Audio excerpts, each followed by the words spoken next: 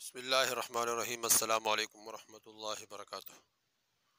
دوستو، آج کا جو وظیفہ ہے یہ بہت زبردست ہے۔ یہ ہر قسم مالی پریشانی کو دور کرنے کے لیے، اس طرح مال میں برکت اور دولت میں برکت، گھریلو چیزوں میں برکت اور اس طرح کاروبار میں برکت کے لیے یہ وظیفہ بہت زبردست ہے۔ روزانہ پابندی کے ساتھ اول آخر درود شریف پڑھے، صرف 70 مرتبہ یہ تسبیح پڑھے۔ انشاءاللہ اس کے اتنے برکات ہے کہ جو آدمی اس کو مسلسل کرے گا، اللہ جل شانہ اس کے برکات اس کو اپنے آنکھوں سے دکھائے گا۔ بہت زبردست وظیفہ ہے، اس کو چھوڑنا نہیں ہے، مسلسل کرنا ہے۔ اگر رمضان میں اس وظیفے کو شروع کیا جائے تو انشاءاللہ اس کے برکات بہت زیادہ ہے، کیونکہ رمضان میں ہر چیز کی قیمت اللہ جل شانہ کے ہاں بڑھ جاتی ہے۔ بندہ نفل پڑھتے ہیں تو اس کا اجر فرضوں کے برابر ملتا ہے، فرض پڑھتے ہیں تو اس کا اجر 70 فرضوں کے برابر ملتا ہے۔ بندہ اللہ جل شانہ کی طرف توجہ کرتا ہے، اللہ جل شانہ اس کی طرف خوب توجہ کر دیتا ہے۔ اور رمضان مبارک میں اللہ جل شانہ کی خصوصی رحمتیں انسان کے طرف متوجہ ہو جاتی ہے۔ ابن عباس رضی اللہ عنہ کی روایت ہے کہ انہوں نے حضور صلی اللہ علیہ وسلم سے ارشاد فرماتے ہوئے سنا کہ جنت کو رمضان شریف کے لیے خوشبو کی دونی دی جاتی ہے، اور شروع سال سے آخر سال تک رمضان کے خاطر آراستہ کیا جاتا ہے۔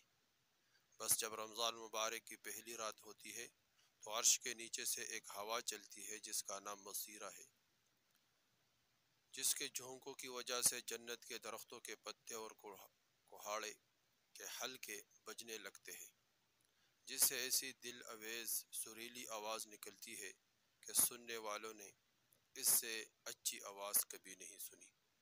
بس خوشنما آنکھوں والی حوریں اپنی مکانوں سے نکل کر جنت کے بالا خانوں کے درمیان کھڑے ہو کر آواز دیتی ہے کہ کوئی ہے کہ اللہ جل شانہ کے بارگاہ میں ہم سے منگنی کرنے والا، تاکہ اللہ جل شانہ کو اس کو ہم سے جوڑ دے۔ پھر وہی حور جنت کے دروغہ رضوان سے پوچھتی ہے، یہ کیسی رات ہے؟ وہ لبیک کہہ کر جواب دیتے ہیں کہ رمضان مبارک کی پہلی رات ہے۔ جنت کے دروازے محمد صلی اللہ علیہ وسلم کی امت کے لیے آج کھول دیے گئے۔ حضور صلی اللہ علیہ وسلم نے فرمایا کہ اللہ جل شانہ رضوان سے فرماتے ہیں کہ جنت کے دروازے کھول دے۔ مالک دروغہ سے یعنی جہنم کے دروغہ سے فرماتے ہیں کہ احمد صلی اللہ علیہ وسلم کی امت کے روزے داروں پر جہنم کے دروازے بند کر دے، اور جبریل علیہ السلام کو حکم فرماتے ہیں کہ زمین پر جاؤ اور سرکش شیاطین کو قید کرو اور گلے میں تھوک ڈالو، دریا میں پھینک دو، تاکہ میرے محبوب محمد صلی اللہ علیہ وسلم کی امت کے روزہ داروں کو روزے کو خراب نہ کرے۔ نبی کریم صلی اللہ علیہ وسلم نے یہ بھی ارشاد فرمایا کہ اللہ جل شانہ رمضان کے ہر رات میں ایک منادی کو حکم فرماتے ہیں کہ 3 دفعہ یہ آواز کرے کہ کوئی مانگنے والا ہے جس کو میں عطا کروں، کوئی توبہ کرنے والا ہے جس کے میں توبہ قبول کروں، کوئی ہے مغفرت چاہنے والا کہ میں اس کی مغفرت کروں، کون ہے جو غنی کو قرض دے، ایسے غنی کو جو نادر نہیں، ایسا پورا پورا ادا کرنے والا جو کبھی بھی کمی نہیں کرتا۔ حضور صلی اللہ علیہ وسلم نے فرمایا کہ اللہ جل شانہ رمضان شریف میں روزانہ افطار کے وقت ایسے 10 لاکھ آدمیوں کو جہنم سے خلاصی مرحمت فرماتے ہیں جو جہنم کے مستحق ہو چکے ہو۔ اور جب رمضان کا آخری دن ہوتا ہے تو یکم رمضان سے آج تک جس قدر لوگ جہنم سے آزاد کیے گئے تھے ان کے برابر ایک رات میں آزاد فرماتے ہیں۔